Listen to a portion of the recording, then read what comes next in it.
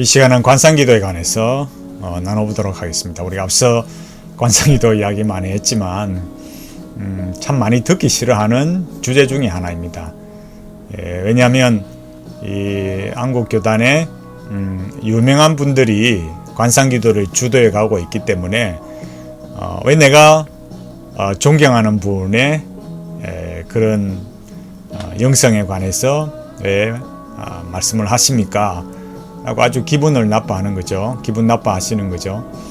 그러나 우리가 조금만 이렇게 생각해 보면 그런 내용들이 얼마나 잘못되어 있는가를 이렇게 쉽게 알 수가 있습니다. 그럼 이제 분별을 못하도록 이제 애매한 말을 하거나 또 분별할 수 없는 다른 용어들을 사용하기 때문에 그게 관상기도인지 무엇인지를 잘 구분하지 못하는 거죠. 제가 이번 주 설교에서도 말씀드렸듯이 우리 목사님이 그런 관상기도를 하고 있느냐 안 하고 있느냐는 어떻게 구분할 수 있겠습니까? 첫째는 목사님께서 어떤 책을 읽으시는가. 그러니까 현대 영성에 관한 책들, 특히 그 현대 영성을 관한 책들이라 할 때 그 관상기도에 관한 책들을 읽고 있는가. 그 책의 저자가 주로 이제 그런 관상기도와 관련된 사람들의 책을 읽는 경우가 많은 거죠. 그런 책들을 읽으면서도 분별이 안 되는 거예요. 분명히 그 책의 관상기도가들, 현대 영성가들의 대부분이 로만 카톨릭인데도 책을 이 출판하는 이 출판사에서 대개 많은 경우에 기독교 영성가 이렇게 소개를 해버리기 때문에 분별을 못하는 거죠. 그게 목회자도 그렇고 성도들도 마찬가지예요. 참 이 분별을 못하도록 만드는 거죠. 그래서 설교 때도 그런 영성가들의 말을 인용하고 혼합해서 이렇게 사용하기 때문에 성도들이 분별을 못하는 거죠. 그리고 또 목사님께서 어떤 분들과 교제를 나누고 어울리시는가.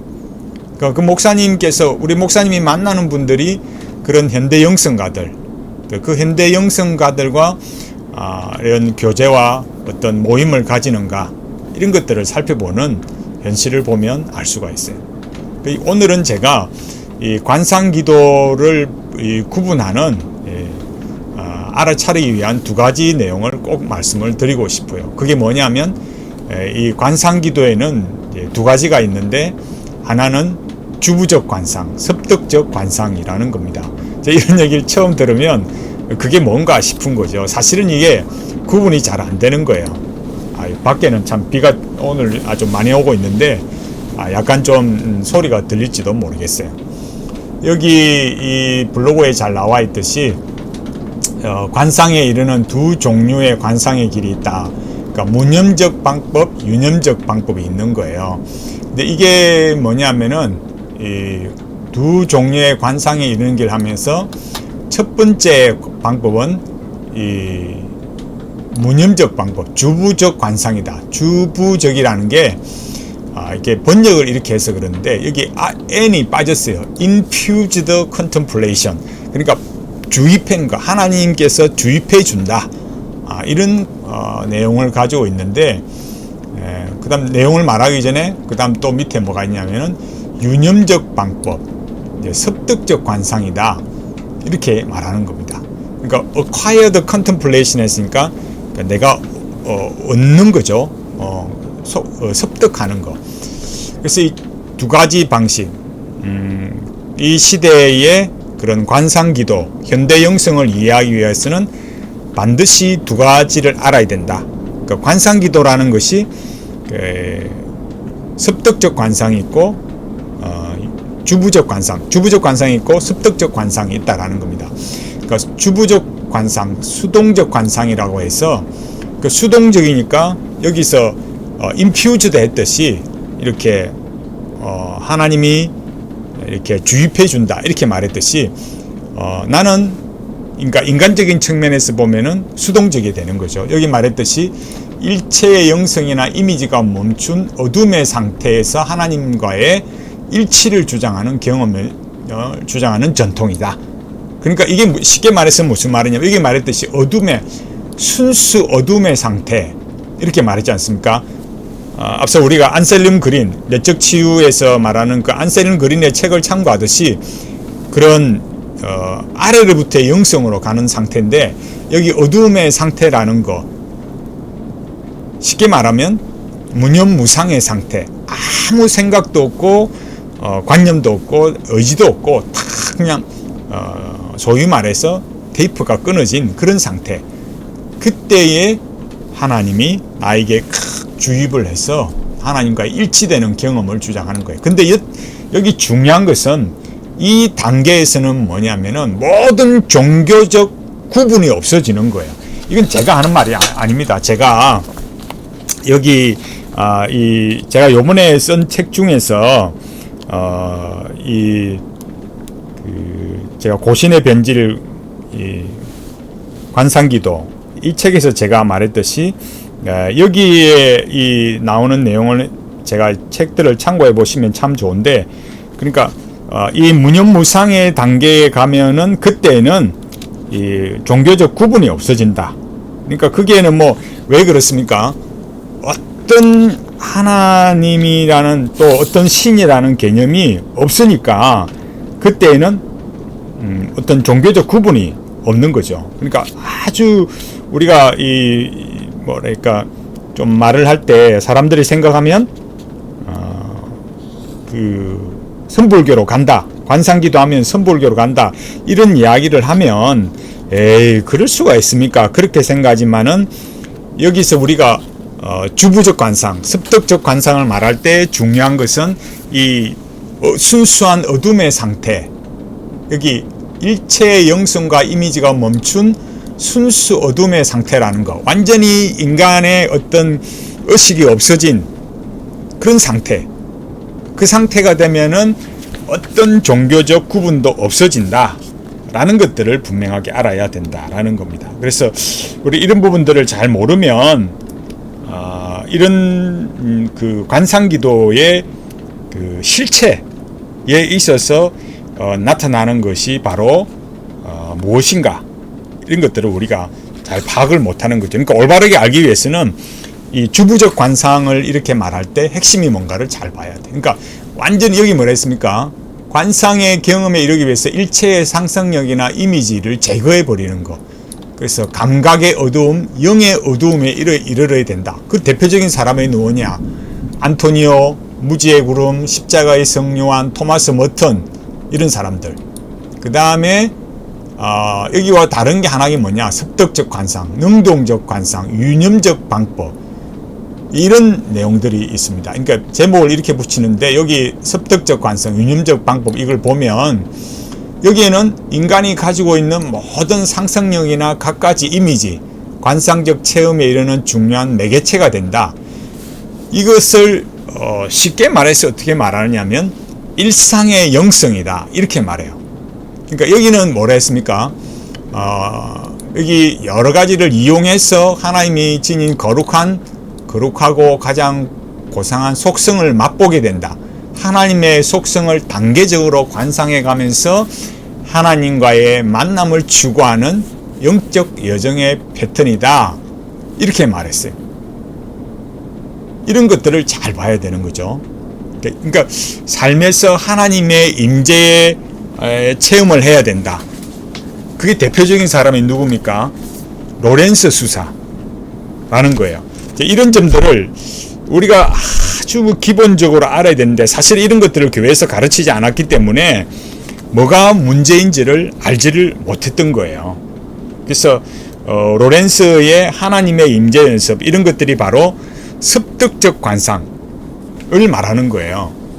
이런 것들을 진지하게 우리가 잘 생각해 봐야 됩니다. 그러니까 책 많이 이 목회자들, 제가 앞서 말했듯이 목회자들이 인용하는 책, 그러니까 로렌스의 하나님의 임재 체험, 이런 책들을 가져와서 임재 연습이라는 책, 이런 것들을 인용하고 말하는 분들이 뭘 가르치느냐? 저렇게 말하는 것은 바로 습득적 관상, 그러니까 관상 기도를 가르치는 것인데, 그게 습득적 관상을 가르치는 것이다. 그러니까 주부적 관상이 아니라 습득적 관상. 그러니까 우리가 생각할 때 이런 거죠. 아유, 뭐 우리 목사님이 뭐 막 무념무상의 세계로 가고 뭐 이렇게 뭐 이상한 신비적인 거, 우리 목사님은 그런 거 안 해요. 우리 교회는 그런 거 없어요. 예, 그럴 수 있습니다. 그럼 대개 기독교 안에서 이제 처음 시작한다 할까요? 그런 분들이 가지는 관상기도를 뭘 하겠습니까? 이 습득적 관상을 하는 거죠. 그러니까 하나님의 임재를 경험해야 된다. 대개 어떻게 말합니까? 성경책을 펴서 읽으면서 하나님의 음성을 들어야 된다. 또 일상의 삶에서 하나님의 임재를 경험해야 된다. 그런 하나님의 임재 연습, 하나님의 음성을 들어야 된다. 그러니까 하나님의 말씀에 순종하고 하나님이 원하시는 삶을 살아야 된다. 말은 비슷한 것 같지만은 핵심은 어떤 것입니까? 이 일상의 삶에서 하나님을 경험하는 것. 그런 거예요. 제가 조금 제가 조금 글을 좀 옮겨서 이 고려 수도원의 박노열 이 원장이 말하는 이 소위 주부적 관상이 뭔가 이런 걸 잘 보면 참고적으로 알 수 있습니다. 여기 이렇게 말하지 않습니까? 주부적 관상기도란 뭐냐? 관상기도를 하는 방식을 말하는데 습득적 관상기도와 비교한다. 다시 제가 말씀을 드리는 겁니다. 습득식이란 이미지나 상상을 동원해서 묵상함으로 관상에 이르는 불완전 관상기도다. 그러니까 기도자가 학습하고 습득하는 관상기도. 거기에 비해서 주부적 관상기도는 이미지나 상상력을 다 뛰어넘는 거. 그러니까 하나님의 은총이 마음을 비우는 거. 테이프가 완전히 끊어져서 하나님의 은총이 부어 내려지는 기도, 주부적 관상기도라는 거예요. 그래서 주부는 뭐냐? 부어 넣어주는 것이다. 그러니까 우리가 완전히 인간이 자기 그 의지나 어떤 사고나 경험이나 이런 걸 다 비워버리고 깨닫는 거예요. 그런 방식을 취하는 거. 그러니까 여기 밑에 보면은 여기 더 추가적인 설명을 해놨어요. 여기 잘 보셔야 되는 게 뭐냐? 그러니까 렉시오 디비나, 관상기도, 렉시오 디비나, 이 무슨 관련이 있을까? 이게 중요한 거죠. 여기 뭐라 했습니까?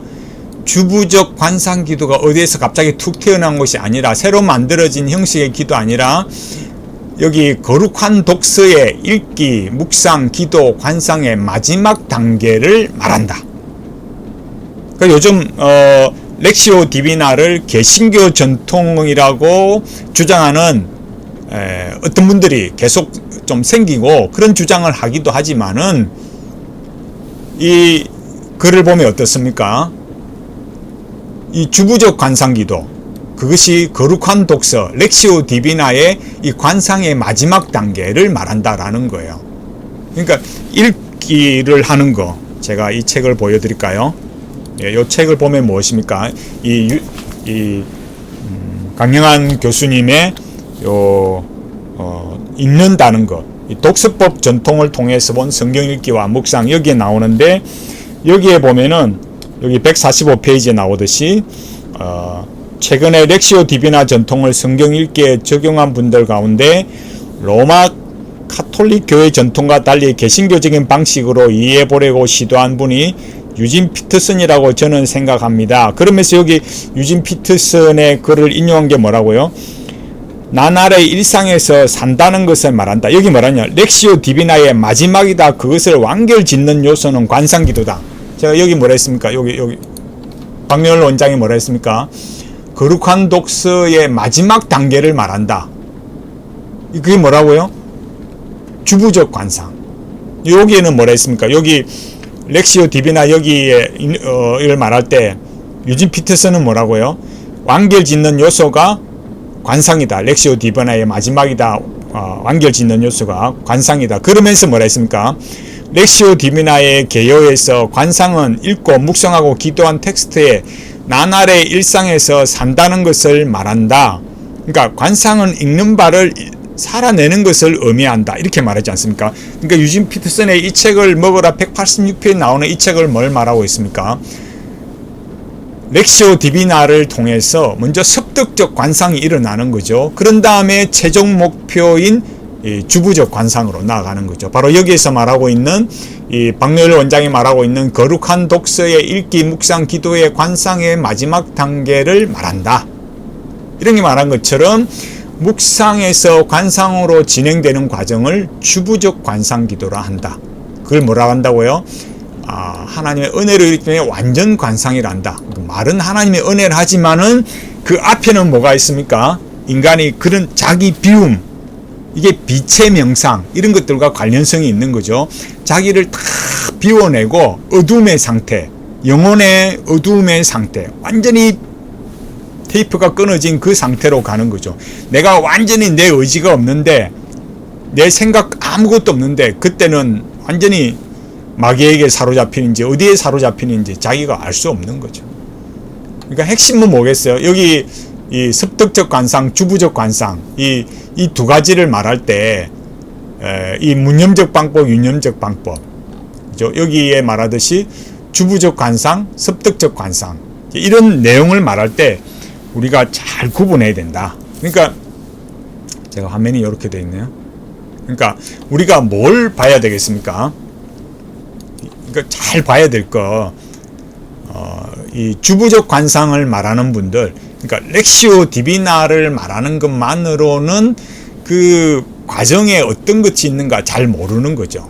큐티 교재에도 보면 어떻습니까? 쭉 이렇게 몇 단계 몇 단계 설명을 잘 해놨어요. 뭐 읽기, 묵상하기 이렇게 하면서 끝에 그런 렉시오 디비나의 과정으로서 하나씩 하나씩 이 컨템플레이션 플레이티버 이런 것들을 말해놨어요.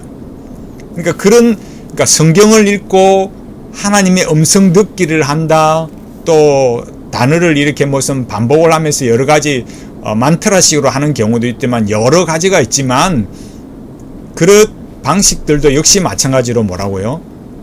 습득적 관상의 방식. 그러니까 생활에서 일상의 영성을 말하는 사람들, 일상의 삶에서 하나님의 임재를 경험해야 된다. 그런 방식으로 가는 것은 습득적 관상이다. 그리고 그것보다 더 나아가서 마지막에 이런 모든 테이프가 끊어져서 영혼의 어두운 밤의 상태, 그 상태에서 신인 하빌로 가는 그런 상태는 주부적 관상 기도를 한다. 대개 큐티를 하는 사람들은 뭐겠습니까? 큐티를 하는 분들은 대개 습득적 관상의 단계에 있는 분들이다. 그러면 사람들이 어떻게 했습니까? 습득적 관상으로 만족하지 않는다는 거죠. 그래서 그 다음 단계는 뭐겠습니까? 주부적 관상의 단계로 가는 거죠. 되게 많은 분들은 제가 관상 기도를 말하면 아유 목사님, 우리 교회 목사님은 그런 적 없고요, 우리 교회도 우리 교회 성도들은 그냥 큐티만 잘하지 그런 거 안 해요, 이렇게 말해요. 물론 이제 큐티를 한다고 할 때 많은 분들이 그냥 정말 성경에 있는 내용 그대로 묵상하고 그걸 말씀의 뜻이 무엇인가를 배우고 순종하려는 분들이 있어요.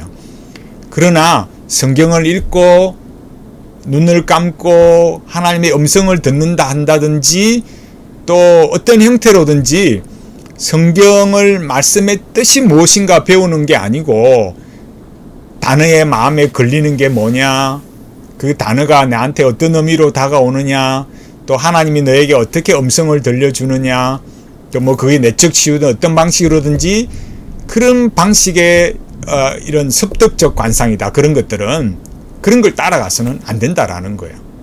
그러니까 관상기도라고 했을 때 우리는 관상기도라는 말도 안 꺼냅니다. 이렇게 말씀하시는 분이 계실 거예요. 그러나 잘 살펴보십시오. 그게 뭐라고요?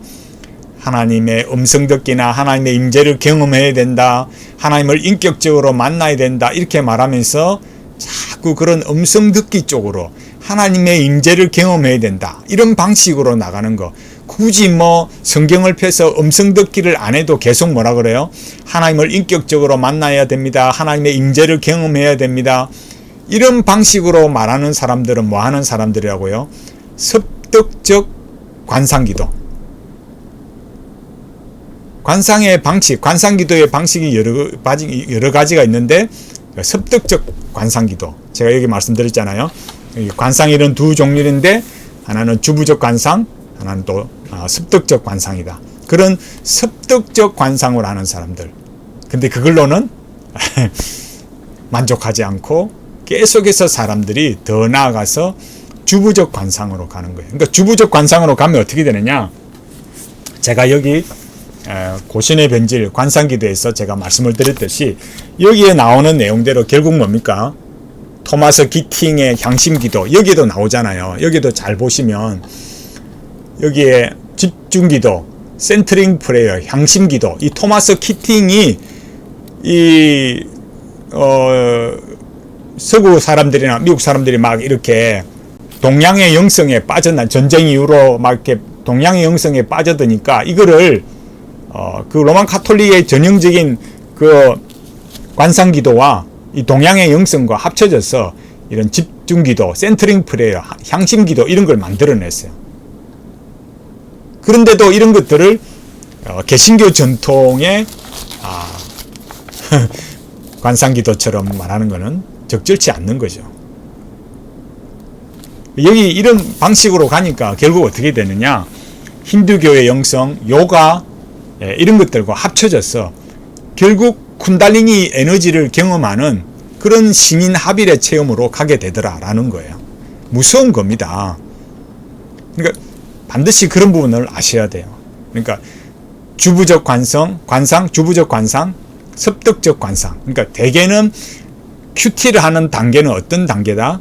습득적 관상의 단계다. 그러니까 맨 처음에 시작할 때는 큐티를 시작할 때는 어떻게 하겠습니까? 하나님의 말씀 그대로 뭘 배우고 그렇게 하려는 그런 것들로 가르쳐요. 그럼 그 다음 단계는 뭐겠습니까? 성경을 읽고 거기에 네한테 부딪히는 단어가 뭐야? 문장이 뭐야? 그런 문장을 읽었을 때, 단어를 봤을 때 당신한테 어떤 사건이 떠오르느냐, 감정이 뭐냐, 떠오르는 게 뭐냐, 뭐 이런 여러 방식들을 하는 거예요. 그러면서 좀 지나면 또 하나님의 음성을 들어야 된다. 또 하나님의 임재를 경험해야 된다. 이렇게 가는 거예요. 그렇게 되면 그것이 우리가 볼 때는 내가 어떻게 관상기도 했습니까? 말하지만 벌써 그렇게 되면 습득적 관상의 단계에 내가 와 있다. 그걸 알아차려야 된다라는 거예요. 그리고 그 습득적 관상을 계속 하다 보면 그 다음 무슨 단계냐? 렉시오 디비나를 계속 하다 보면 그 다음에 가는 것이 주부적 관상. 그러니까 그때는 뭐 이런 뭐 성경을 읽는다든지 내가 뭐 현실에서 하나님의 임재를 경험한 이런 것이 없고 무념무상의 세계에서 그야말로 내리꽂히는 경험, 그게 쿤달리니 경험, 그런 걸로 가게 된다라는 거예요.